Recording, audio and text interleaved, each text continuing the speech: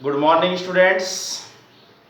देखिए, हम प्रकाश संश्लेषण के बारे में पढ़ रहे हैं और इस प्रकाश संश्लेषण वाले इस चैप्टर के अंदर अंतिम टॉपिक है इस प्रकाश संश्लेषण क्रिया को प्रभावित करने वाले कारक, जिसे हम कह सकते हैं फैक्टर इफेक्टिंग फोटोसिंथेसिस।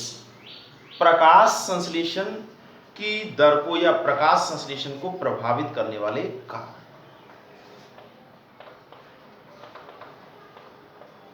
प्रकाश संश्लेषण को प्रभावित करने वाले कारक, अर्थात फैक्टर इफेक्टिंग ऑफ फोटोसिंथेसिस। देखिए, प्रकाश संश्लेषण एक ऐसी क्रिया है, इस क्रिया को कई कारकों के द्वारा प्रभावित किया जाता है। इन कारकों को एक प्रकार से वातावरणीय कारक एवं आनुवंशिक कारक दोनों कह सकते हैं। ऐसी स्थिति में ये जो कारक हैं जो इस क्रिया को प्रभावित करते हैं, इनको दो श्रेणियों में बांट सकते हैं। एक तो होते हैं बाह्य कारक। ये बाह्य कारक जो है वो वातावरण से संबंधित होते हैं, तो एक प्रकार से इनको वातावरणीय या पर्यावरणीय कारक कहते हैं।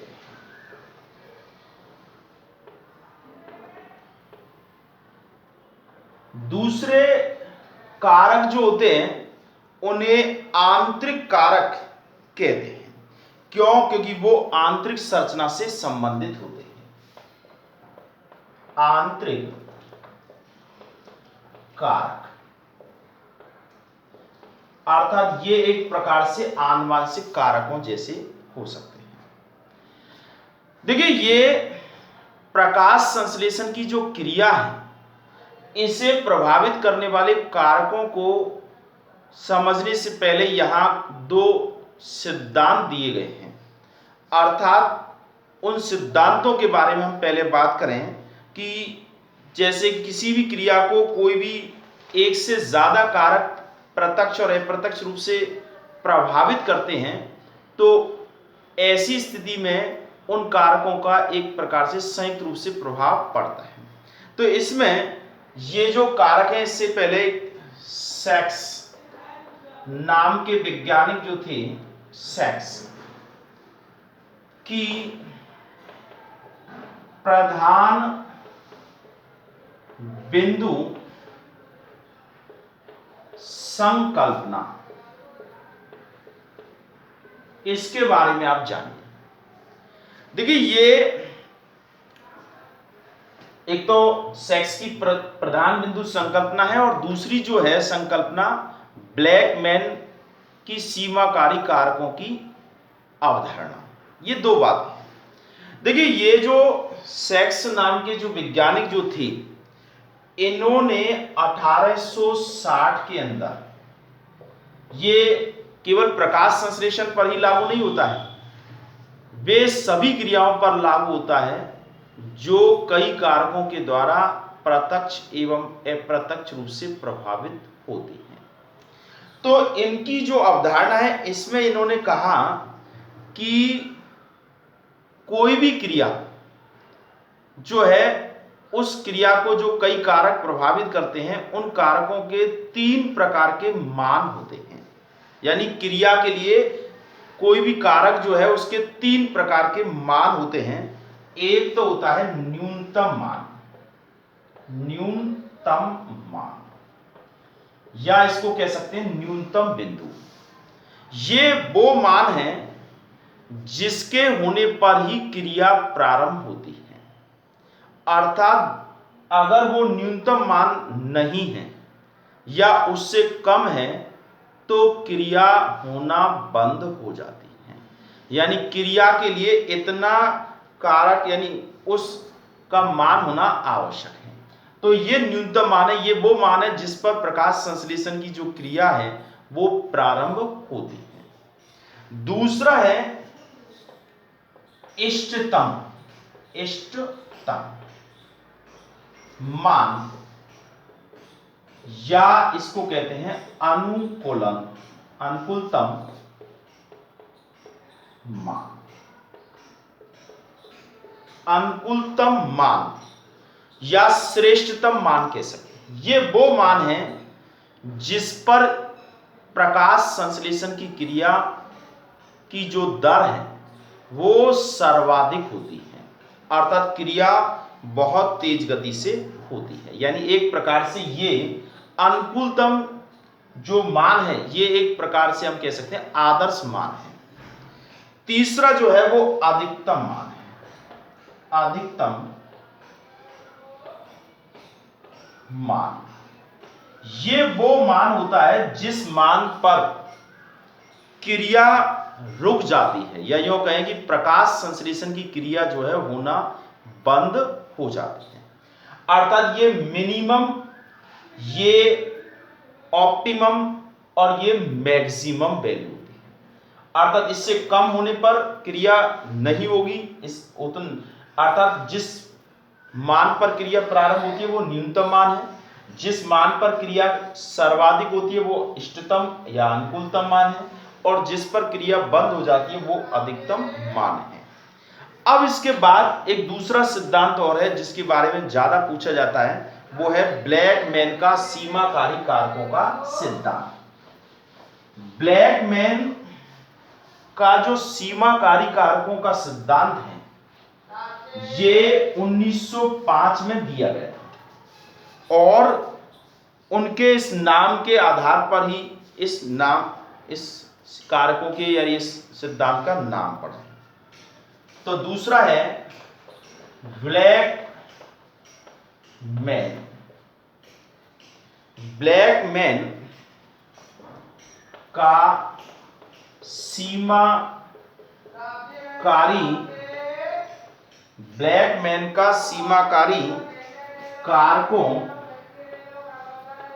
कारकों का सिद्धांत। ब्लैकमैन का सीमाकारी कारकों का सिद्धांत, ये सिद्धांत जो है 1905 में दिया गया, और इस सिद्धांत में देखिए इसमें एक लिविंग नाम के वैज्ञानिक थे, उनका नाम सिद्धांत था न्यूनतमता का सिद्धांत। उसी को मॉडिफाइड किया है इन्होंने, ब्लैकमैन ने, सीमाकारी सिद्धांत। इस सिद्धांत के अनुसार जब किसी भी क्रिया को एक से ज्यादा कारकों के द्वारा प्रभावित किया जाता है तो क्रिया की दर या क्रिया उस कारक पर निर्भर करती है जिसका मान सबसे कम होता है। अर्थात प्रकाश संश्लेषण की क्रिया जो है वो कई कारकों से प्रभावित होती है, तो उस क्रिया में जिसका मान सबसे न्यूनतम होगा उस कारक से ये क्रिया प्रभावित होती है। ठीक है, अर्थात इसमें ब्लैकमैन सीमाकारी कारकों का सिद्धांत क्या कहता है, जब किसी क्रिया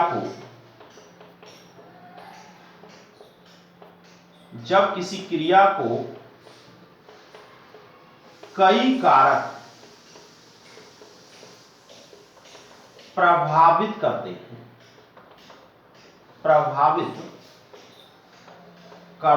हैं तो क्रिया की दर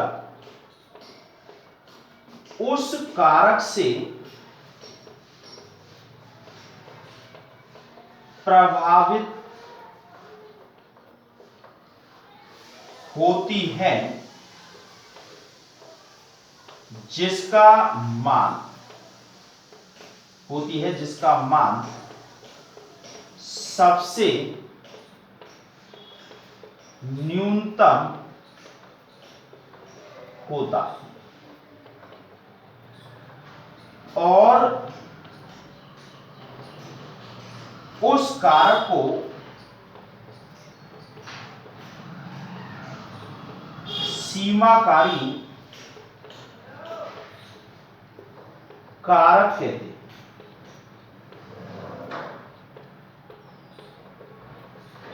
सीमाकारी कारक कहते हैं, यानी एक से ज्यादा कारकों से जब कोई क्रिया प्रभावित होती है तो क्रिया की दर उस कारक से प्रभावित होगी जिसका मान सबसे कम होता है। अर्थात जैसे मान लीजिए कि किसी भी स्थान पर प्रकाश संश्लेषण की क्रिया चल रही है और वहां पर्याप्त मात्रा में प्रकाश उपस्थित है।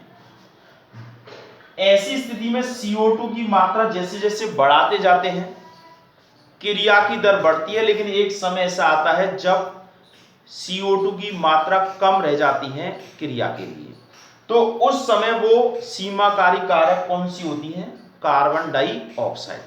उस स्थिति में और कोई भी कारक जैसे प्रकाश है, जल है, कितनी भी मात्रा में हो, लेकिन क्रिया की दर में वृद्धि नहीं होगी।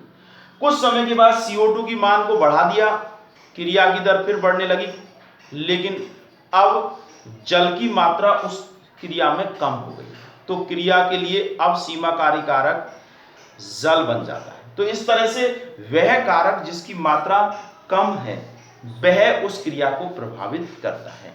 तो इस सिद्धांत को कहते हैं ब्लैकमैन का सीमाकारी कारकों का सिद्धांत। ठीक है, अब हम बात कर रहे हैं कि ये जो कारक है, इस प्रकाश संश्लेषण की क्रिया को जो कारक प्रभावित करते हैं उनको दो श्रेणियों में बांट दिया है। एक तो है बाह्य कारक और एक है आंतरिक कारक। तो पहले हम बात करेंगे बाह्य कारक, एक्सटर्नल फैक्टर। बाह्य कारक ये वो कारक हैं जो वातावरण से संबंधित हैं। तो बाह्य कारकों में सबसे महत्वपूर्ण जो कारक है वो है प्रकाश, फोटो, क्योंकि प्रकाश संश्लेषण की जो क्रिया है ये प्रकाश के द्वारा होती है और उस प्रकाश, क्योंकि रात्रि के समय प्रकाश की उपस्थिति नहीं होती है, तभी ये क्रिया भी बंद हो जाती है। तो ये एक प्रकार से कि प्रकाश जो है इस क्रिया को तीन प्रकार से प्रभावित करता है। पहला है प्रकाश की तीव्रता। देखिए, प्रकाश संश्लेषण में जैसे जैसे प्रकाश की तीव्रता का मान बढ़ता है प्रकाश संश्लेषण की दर भी बढ़ती है और एक अधिकतम तीव्रता होने पर यह क्रिया घटने लगती है। अर्थात अगर कोई कारक सीमाकारी कारक नहीं है और तीव्रता का मान अगर बढ़ता जाता है तो इससे क्या होता है कि ऑक्सीकरण होने लग जाता है और ऐसी स्थिति में जब प्रकाश की तीव्रता के कारण क्लोरोप्लास्ट का ऑक्सीकरण होने लग जाता है तो इस क्रिया को कहते हैं आतपन। आतपन इंग्लिश में कहते हैं सोलेराइजेशन। सोलेराइजेशन, जब प्रकाश की तीव्रता बहुत ज्यादा, शुरुआत में तो क्रिया की दर बढ़ेगी लेकिन उसके बाद जब बहुत ज्यादा बढ़ जाती है तो उस समय इसका नेगेटिव प्रभाव पड़ने लग जाता है, यानी क्रिया की दर में कमी होने लग जाती है। दूसरा है प्रकाश का गुण। प्रकाश का, देखिए आपको हमने शुरुआत में बताया था प्रकाश संश्लेषण क्रिया जो होती है उसमें पौधे दृश्य प्रकाश का उपयोग करते हैं। अर्थात दृश्य प्रकाश जो होता है वो प्रकाश जिसका तरंग दैर्ध्य का मान 400 नैनोमीटर से 700 नैनोमीटर के मध्य होता है, उस प्रकाश को हम क्या कहते हैं? एक प्रकार से दृश्य प्रकाश या एक वर्णीय प्रकाश कहते हैं। और उस प्रकाश में भी विभिन्न रंगों की तरंगें होती हैं, लाल रंग की, नीले रंग की, पीले रंग की, हरे रंग की, यानी 7 रंग की तरंगें होती हैं। तो प्रकाश संश्लेषण की जो क्रिया है ये लाल रंग की तरंगों के अंदर सबसे ज्यादा होती है और ऐसा प्रकाश जिसमें लाल रंग के अलावा नीले रंग का है तो उससे थोड़ी सी कम होती है और हरे रंग का अगर प्रकाश है तो प्रकाश संश्लेषण की क्रिया नहीं होती है। क्यों? क्योंकि हरे रंग के प्रकाश की तरंगों को क्लोरोफिल अणु अवशोषित नहीं कर पाता है, और जबकि बैंगनी रंग की तरंगें होती हैं तो क्रिया जो है वो धीमी हो जाती है।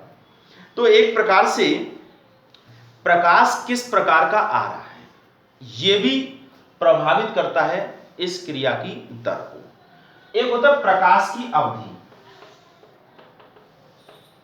प्रकाश की अवधि, देखिए प्रकाश की अवधि यानी प्रकाश कितने समय तक आता है। अब देखिए कुछ पौधे ऐसे होते हैं जो ज्यादा समय तक प्रकाश की उपस्थिति होने पर ही क्रिया की दर अधिक होती है, अर्थात दीर्घ दिवसीय पादप होते हैं। दूसरे जिनको कह सकते हैं प्रकाश प्रिय पौधे, जिनको ज्यादा समय प्रकाश की आवश्यकता होती है। दूसरे ऐसे पादप होते हैं जिनको कम समय के प्रकाश की आवश्यकता होती है, तो उनको कहते हैं लघु दिवसीय पादप यानी छाया प्रिय पौधे। तो अगर मान लीजिए प्रकाश प्रिय पौधे हैं और उनको प्रकाश कम मात्रा में मिल रहा है तो क्रिया की दर घट जाएगी, और अगर छाया प्रिय पौधे हैं और अगर उनको प्रकाश ज्यादा मात्रा मिल रहा है तो क्रिया की दर घट जाएगी। तो ऐसी स्थिति में एक प्रकार से ये प्रकाश की जो अवधि है ये भी पौधों के अंदर प्रकाश संश्लेषण की दर को प्रभावित करती है। ठीक है, तो एक प्रकाश की तीव्रता बढ़ने से प्रकाश संश्लेषण की दर बढ़ती है, लेकिन एक समय ऐसा आता है जब तीव्रता के बढ़ने से ऑक्सीकरण होने लग जाता है और इस क्रिया को सोलराइजेशन कहते हैं। प्रकाश का गुण नीले लाल रंग के प्रकाश में सबसे ज्यादा, उससे कम नीले में और सबसे कम हरे रंग में या नहीं के बराबर, और बैंगनी रंग में कम होता है। प्रकाश की अवधि, कुछ प्रकाश प्रिय पौधे होते हैं उनको ज्यादा प्रकाश की उपस्थिति में ही क्रिया की दर बढ़ती है, और कुछ छाया प्रिय पौधे होते हैं जिनमें कम प्रकाश की अवधि में ही क्रिया की दर बढ़ती है। तो ये प्रकाश जो है ये एक महत्वपूर्ण कारक है जो इस क्रिया को प्रभावित करता है। दूसरा है तापमान। देखिए तापमान प्रकाश संश्लेषण की दर को प्रभावित करता है, क्योंकि तापमान से सीधे सीधे प्रभावित होते हैं एंजाइम, और प्रकाश संश्लेषण की क्रिया में बहुत सारे एंजाइम भाग लेते हैं। तो ऐसी स्थिति में अगर तापमान जो है ये अगर एक निश्चित सीमा से कम है तो एंजाइम निष्क्रिय रहेंगे, एक निश्चित सीमा से ज्यादा होते हैं तो एंजाइम नष्ट होने लग जाते हैं। लेकिन कुछ पादप ऐसे होते हैं जिनमें उच्च तापमान पर भी एंजाइम कार्य कर सकते हैं। तो ये तापमान जो है ये पादप जो है वो मुख्य रूप से एक प्रकार से 20 से, या यूं कह सकते हैं प्रकाश संश्लेषण की जो दर है वो 20 से 35 पर जाता है। 20 से 35 डिग्री सेल्सियस टेम्परेचर, ये अनुकूलतम ताप। इससे कम है तो क्रिया की दर कम होगी, और सीधा सीधा आप समझते हैं एंजाइम जैसे काम करेंगे उसी हिसाब से ये क्रिया की दर भी प्रभावित हो जाएगी। ठीक है, तो ये कुछ ऐसे कॉनिफर्स वगैरह पादप होते हैं जिनमें प्रकाश संश्लेषण की दर कम तापमान पर -35 डिग्री सेंटीग्रेड पर भी हो जाती है या बाद। इसके अलावा मरुस्थलीय जो पादप होते हैं वो 55 डिग्री सेंटीग्रेड तापमान यानी कह सकते हैं कि उच्च तापमान पर भी क्रिया की दर करते हैं। इसके अलावा कुछ गर्म पानी के झरने जो होते हैं उनमें कुछ शैवाल पाए जाते हैं जो कि 75 डिग्री सेल्सियस टेम्परेचर पर भी प्रकाश संश्लेषण का कार्य कर सकते हैं। लेकिन अगर हम सामान्य रूप से बात करें तो ये एक प्रकार से 20 से 35 डिग्री सेंटीग्रेड टेम्परेचर पर काम करते हैं, और इससे कम तापमान पर एंजाइमों की क्रियाशीलता कम हो जाती है, और 35 डिग्री सेंटीग्रेड से उच्च तापमान पर क्रिया की दर भी कम हो जाती है। और इसका रीजन भी आपको पता है, एंजाइम जो है वो विकृत होने लग जाते हैं। तीसरा जो है वो carbon dioxide CO2, carbon dioxide. देखिए वायुमंडल में कार्बन डाइऑक्साइड जो है वो 0.03% होती है, और ये जो कार्बन डाइऑक्साइड है इसकी जैसे जैसे मात्रा बढ़ती है प्रकाश संश्लेषण की दर बढ़ती है। लेकिन अगर ये जो मात्रा है ये बहुत ज्यादा बढ़ जाए, यानी 1% से भी ज्यादा अगर हो जाए, तो ऐसी स्थिति में क्या है, क्रिया की दर में कमी आ जाती है। और क्रिया की दर में कमी इसलिए आ जाती है क्योंकि एक तो कोशिकाएं जो होती है उन पर विषैला प्रभाव पड़ने लगता है। CO2 की अधिकता जो होती है वो जीव द्रव को नष्ट कर देती है, साथ में हमने वाष्पोषण वाला चैप्टर पढ़ा था, CO2 की सांद्रता का मान अगर बढ़ेगा तो ये जो पर्णरंध्र हैं ये बंद हो जाएंगे और ऐसी स्थिति में गैसों का विनिमय घट जाएगा, और गैसों का विनिमय नहीं होगा तो एक तरह से प्रकाश संश्लेषण की क्रिया नहीं होगी। तो क्या हुआ इसका अर्थ कि CO2 की सांद्रता में जैसे जैसे वृद्धि होती है, अगर कोई और कारक सीमाकारी कारक नहीं है तो इसकी दर सांद्रता में वृद्धि से प्रकाश संश्लेषण की दर बढ़ती है, लेकिन अगर इसका मान 1% से ज्यादा हो जाता है तो जीव द्रव पर विषैला प्रभाव पड़ता है, रंध्र बंद हो जाते हैं और क्रिया की दर जो है वो कमी आ जाती है।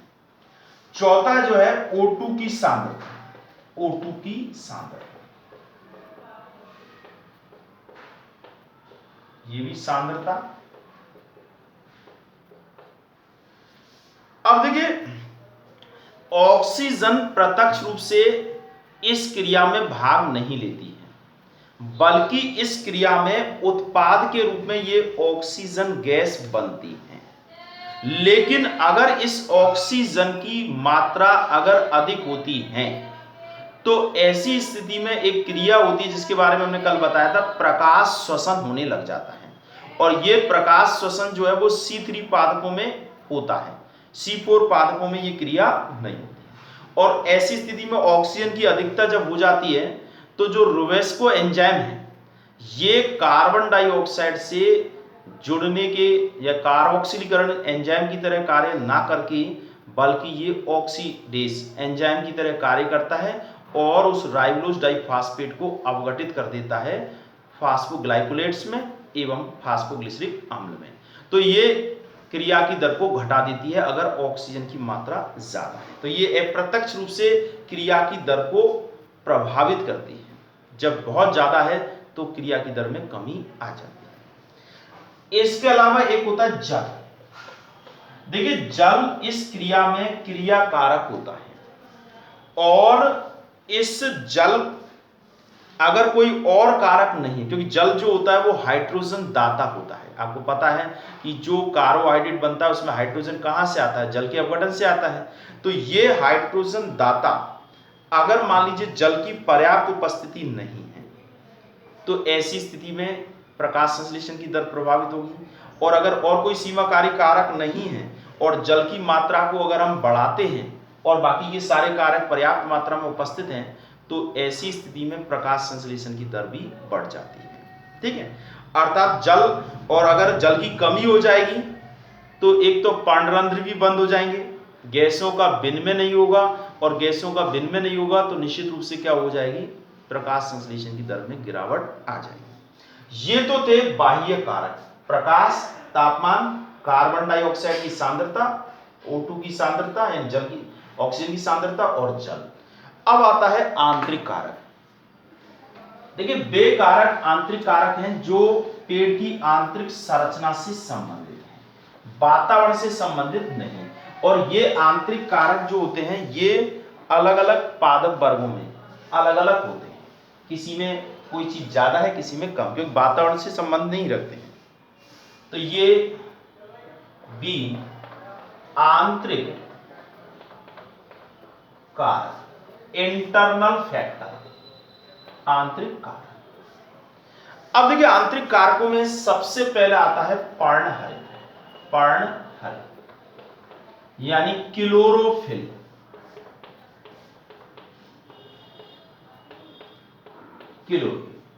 देखिए ये जो प्रकाश संश्लेषण की जो क्रिया है इसमें क्लोरोफिल महत्वपूर्ण वर्णक होता है, प्रकाश संश्लेषी वर्णक होता है। ये प्रकाश ऊर्जा को ग्रहण करके उसे रासायनिक ऊर्जा में परिवर्तित करता है। और अगर ये एक मानक अवस्था में होना चाहिए, अगर क्लोरोफिल की मात्रा जो बढ़ती है तो प्रकाश संश्लेषण की दर बढ़ेगी। लेकिन अगर मान लीजिए हरित लवक या क्लोरोफिल बहुत कम मात्रा में, पीली पत्तियां हैं, तो इस प्रकाश संश्लेषण की दर इसमें कम होती है। तो क्लोरोफिल जो है इसकी मात्रा प्रकाश संश्लेषण की दर को बढ़ाती है। दूसरा है संचित भोज्य पदार्थ। संचित भोज्य पदार्थों की मात्रा या संचित भोज्य पदार्थ की मात्रा, यह संचित भोज्य पदार्थ देखिए, प्रकाश संश्लेषण क्रिया से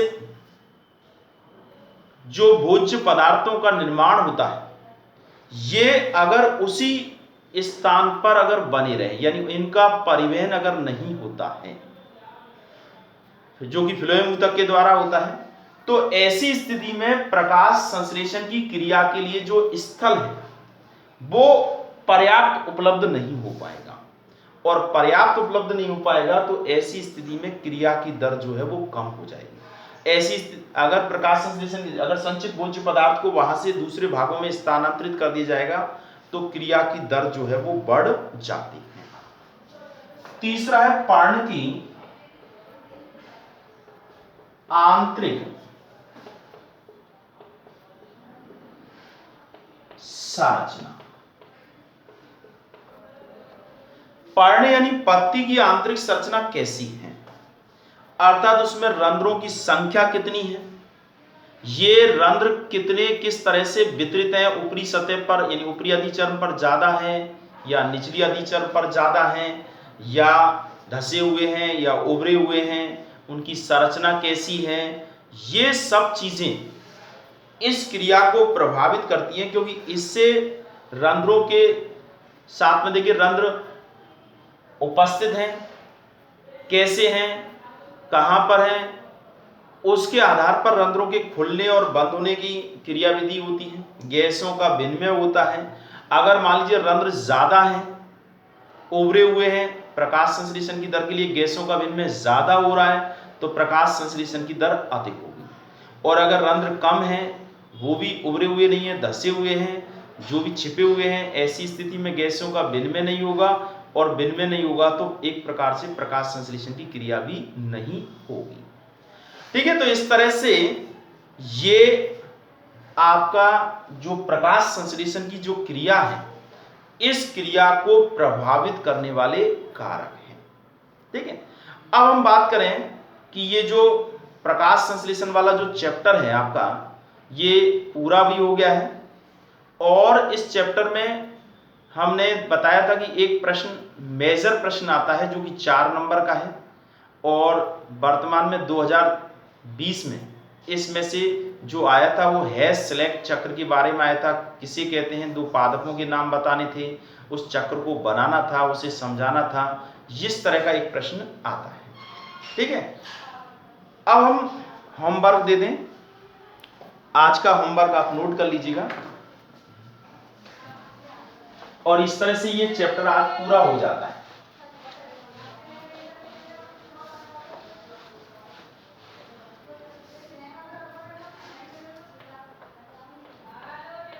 होमवर्क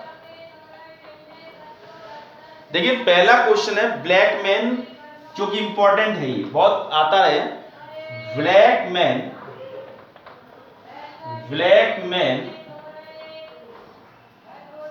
के सीमाकारी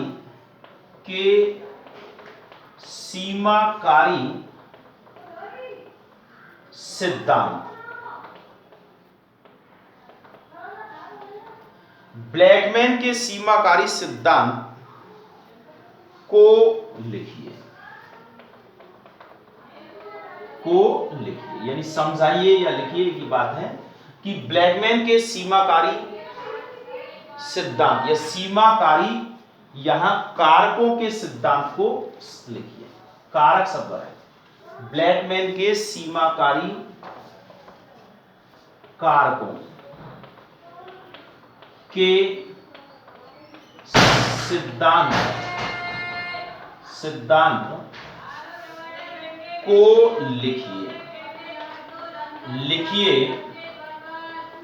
सीमाकारी कारकों के सिद्धांत को लिखिए। क्वेश्चन नंबर 2, प्रकाश संश्लेषण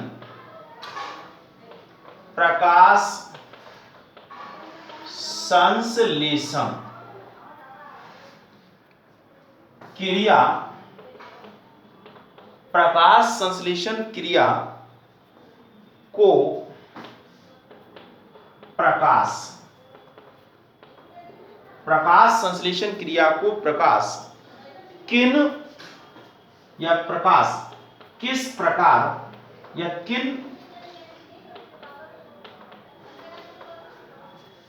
तीन प्रकार से प्रकाश संश्लेषण क्रिया को प्रकाश किन तीन प्रकार से प्रभावित करता है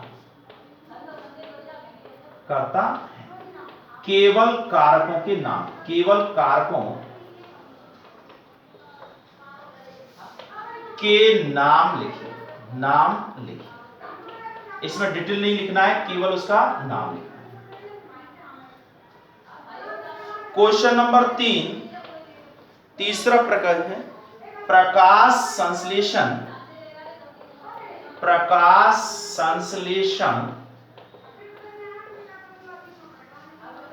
को प्रभावित करने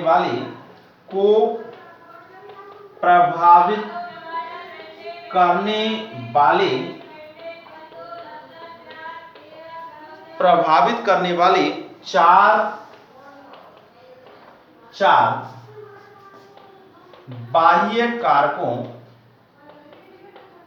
चार बाह्य कारकों के नाम लिखिए। इसमें आपको नाम ही नाम लिखना है कि भाई कौन कौन से कारक जो है वो प्रभावित करते हैं। अगला है तीन आंतरिक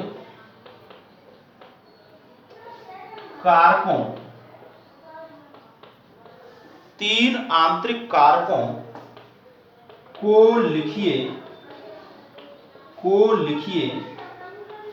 जो प्रकाश संश्लेषण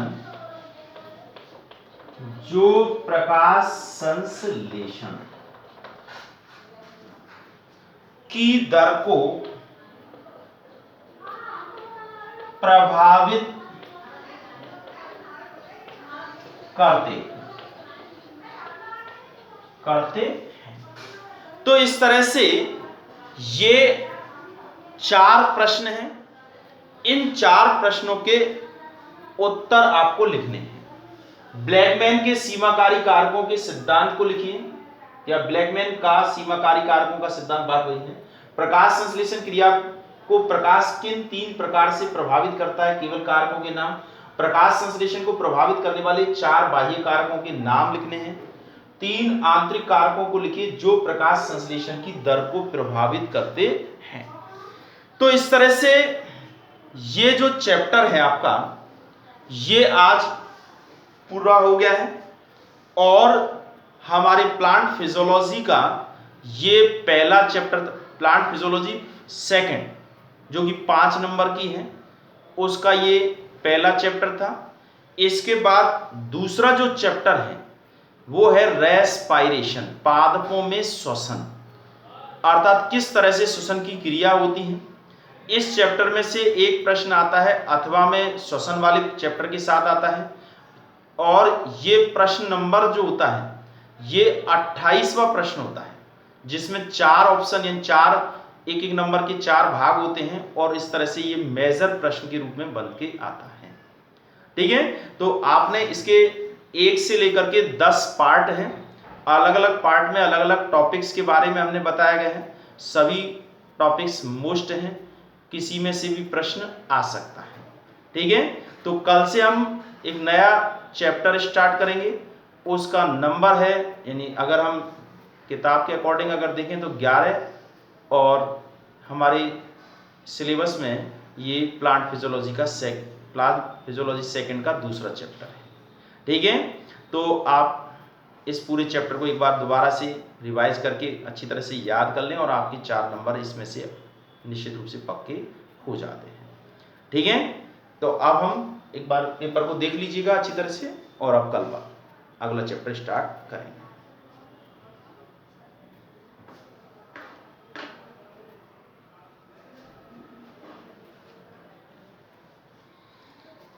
ठीक है, फिर आज इतना ही करेंगे। ठीक है।